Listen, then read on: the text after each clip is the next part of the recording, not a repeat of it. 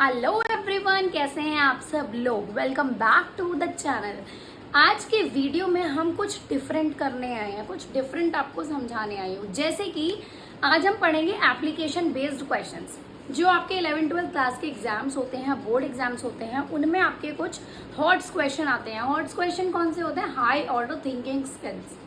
यानी कि आपके सामने उस क्वेश्चन के अंदर एक कंडीशन रखी जाएगी, एक सिनेरियो क्रिएट किया जाएगा कि अगर ऐसी कंडीशन होती है तो क्या करना चाहिए, या फिर कुछ एक सिनेरियो क्रिएट किया जाएगा, उसके बेसिस पर आपसे कुछ क्वेश्चंस पूछे जाएंगे।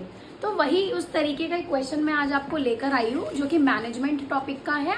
तो जैसे जैसे और क्वेश्चंस करेंगे, हर वीडियो में एक क्वेश्चन को लेंगे हम, फुल फ्लेज्ड क्वेश्चन को, और उसकी तरह से हम तैयारी अपनी शुरू करेंगे, ताकि 11-12 क्लास में आप सबसे अच्छा और बेस्ट स्कोर करें। ठीक है, तो देखिएगा, स्टार्ट करते हैं क्वेश्चन को। एप्लीकेशन बेस्ड क्वेश्चन कैसे होते हैं देखिएगा। क्वेश्चन है, Ashu was working in ABC limited company. एक बंदा है आशु, जो कि एक एबीसी लिमिटेड कंपनी में काम करता है। कंपनी किस चीज की है? Company manufacturing air purifiers. Air purifiers की वो कंपनी है। He found that profits started declining from the last 6 months. अब उसने ये देखा कि यार 6 महीने से प्रॉफिट इतने ज्यादा कम हो रहे हैं, क्या किया जाए, क्यों हो रहे हैं कम, पता ही नहीं। तो उसने ये चीज एनालाइज की कि लास्ट 6 महीने से इतने प्रॉफिट्स कम जो है वो क्यों हो रहे हैं। So he analyse the business environment to find out the reason for the decline. अब उसने क्या किया, अपने बिजनेस एनवायरमेंट को एनालाइज किया, देखा कि क्या क्या डेविएशंस आ रहे हैं, क्या क्या रीजंस हो सकते हैं इसके पीछे, जिसकी वजह से लास्ट 6 महीने से हमारी कंपनी में प्रॉफिट्स नहीं हो रहे हैं, या फिर बहुत मिनिमल प्रॉफिट्स जो है वो हो रहे हैं। ठीक है, तो ये एक सिनेरियो आपके सामने क्रिएट किया गया कि एक बंदा है आशु, वो एक मैन्युफैक्चरिंग कंपनी में, एयर प्यूरिफायर्स की कंपनी में है, और उसने देखा कि लास्ट 6 महीने से प्रॉफिट्स कम हो रहे हैं, तो उसने उसका जो रीज़न है वो फाइंड आउट किया। ये सिनेरियो क्रिएट किया गया आपके सामने। अब इस सिनेरियो के बेसिस पर आपसे कुछ क्वेश्चंस पूछे जाएंगे, तो आपको अपना दिमाग का यूज इसमें करना है। क्वेश्चन क्या है? First, identify the level of management eight which Ashu was working.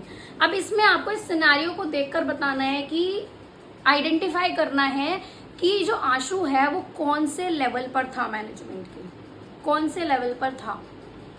तो अब मैं आपको एक चीज बताती हूँ। देखिए, कोई कंपनी है, उस कंपनी में 3 तरह के लेवल्स ऑफ मैनेजमेंट होते हैं। Top level management, middle level management, lower level management. Top level management आप लोग जानते ही होंगे, मैं ऑलरेडी बहुत सारी वीडियोस में जब भी मैनेजमेंट पढ़ाती हूँ मैंने आपको बताया है कि जो टॉप के होते हैं ना, एग्जीक्यूटिव्स, जो स्ट्रैटेजीज बनाते हैं, पॉलिसीज बनाते हैं, कंपनी की फाइनेंशियल पोजीशन चेक करते हैं, वो सब टॉप लेवल में आते हैं। तो अब आशु कोई छोटा मोटा बंदा तो नहीं होगा, मिडिल लेवल या लोअर लेवल पर तो नहीं होगा कि भाई वो कंपनी में एनालाइज भी कर रहा है कि ये दिक्कतें आ रही हैं या क्यों प्रॉफिट्स कम हो रहे हैं। ऑब्वियसली वो टॉप लेवल पर होगा।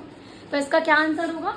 The level of management eight which Ashu was working. तो कौन सा लेवल ऑफ मैनेजमेंट होगा? इसका आपका आंसर आएगा top level management. Top level management is your answer. Okay, this is your answer. अब इसके बेसिस पर नेक्स्ट क्वेश्चन पूछा गया, स्टेट 3 फंक्शंस परफॉर्म्ड बाय आशु। अब आशु के द्वारा कौन कौन से 3 फंक्शंस परफॉर्म किए गए हैं, तो किसके फंक्शंस बताएंगे। जब हमने देख लिया वो किस लेवल पर काम कर रहा है, टॉप लेवल पर, तो हम टॉप लेवल के कोई भी 3 फंक्शंस इसमें डिस्क्राइब कर देंगे। अब कौन कौन से फंक्शंस हैं वो देख लीजिए। First is to coordinate the activities of different departments. अब जो आशु है, जब उसने एनालाइज किया होगा तो उसने डिफरेंट डिपार्टमेंट्स को साथ में कोऑर्डिनेट भी किया होगा, उनसे बातचीत करने के लिए या कुछ भी एनालाइज करने के लिए। तो coordinate the activities of different departments, अलग अलग डिपार्टमेंट की जो एक्टिविटीज है उनके बीच में कोऑर्डिनेशन बिठाना। Second is to formulate organisational goals and strategies. Top level management का क्या काम होता है? स्ट्रैटेजीज और पॉलिसीज को फॉर्मुलेट करना, बनाना, जो कि मैंने अभी आपको बताया था। To be responsible for welfare and survival of organisation. Organisation की वेलफेयर और ऑर्गेनाइजेशन कितना सर्वाइव करेगा उसके सारे डिसीजंस कौन लेता है, सारी चीजें जो है वो कौन करता है? Top level management. तो 3 हमने यहाँ पर, हमसे 3 फंक्शंस पूछे गए थे, तो हमने 3 फंक्शंस यहाँ पर जो है वो डिस्क्राइब कर दिए हैं।